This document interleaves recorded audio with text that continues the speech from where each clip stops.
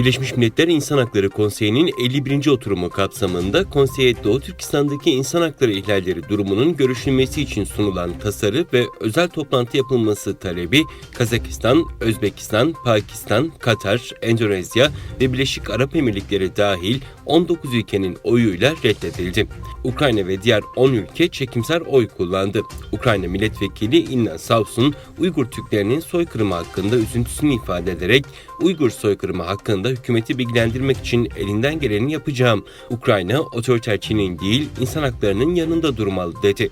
Öte yandan ABD'de yaşayan Uygurlar Kazakistan, Özbekistan ve Endonezya büyükelçilikleri önünde toplanarak söz konusu ülkelerin Birleşmiş Milletler İnsan Hakları Konseyi'nde Uygurlara karşı Çin'i desteklemesini protesto etti.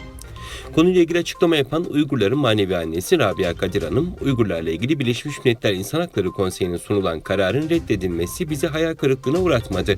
Aksine güç topladık dedi.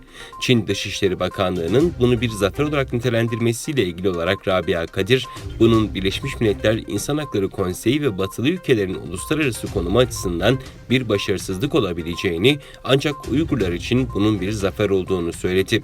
Rabia Kadir konuşmasında bizi destekleyen 17 ülkeye para vermedik, onlara baskı yapmadık. Çin'in güçlü muhalefetine rağmen Uygurlarla ilgili kararın oylanması bizim için bir zaferdir. Bu süreçte komşularımızı ve kardeşlerimizi daha iyi tanımış olduk. Doğu Türkistan'da soykırıma uğrayan ve kamplarda tutulan Uygurlar adına bu 17 ülke ve halkına teşekkür ediyoruz ifadelerini kullandı.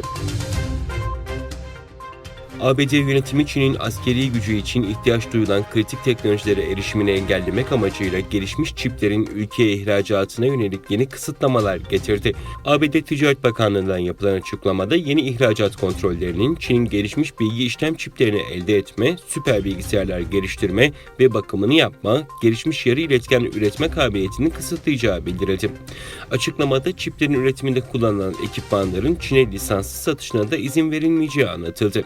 Öte yandan bakanlığın açıklamasında 31 Çinli şirketin hassas teknoloji ihracatı yapılması için güvenilirliği ABD'li yetkililerce teftiş edilemeyen şirketler listesine eklendiği kaydedildi. Çin'in hizmet sektörü Eylül ayında genişlemeden daralmaya doğru sert bir düşüş yaşadı.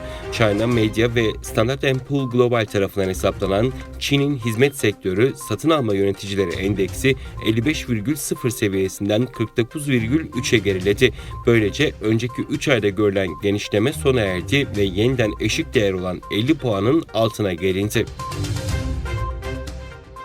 Rusya-Ukrayna savaşını sonlandırma önerisiyle tartışma yaratan dünyanın en zengin isimlerinden Elon Musk, bu kez Çin-Tayvan krizinin sona ermesi için öneride bulundu. Musk, Tayvan'ın Çin'e bağlı özel idari bölge olması durumunda sorunun çözüleceğini söyledi. Tesla'nın fabrikasının bulunduğu Çin'le ilgili soruyu yanıtlayan Musk, "Bence Hong Kong'tan daha yumuşak bir düzenleme yapabilirler" ifadelerini kullandı. Kırgızistan Savunma Bakanlığı'ndan yapılan açıklamaya göre Kolektif Güvenlik Anlaşması Örgütü Barış Gücü Kuvvetleri'nin ülke topraklarındaki yok edilemez kardeşlik 2022 tatbikatının iptal edilmesine karar verildi. Geçen ay sınır bölgesinde Tacikistan'la Kırgızistan askerleri arasında çatışma çıkmış ve gerginlik yükselmişti.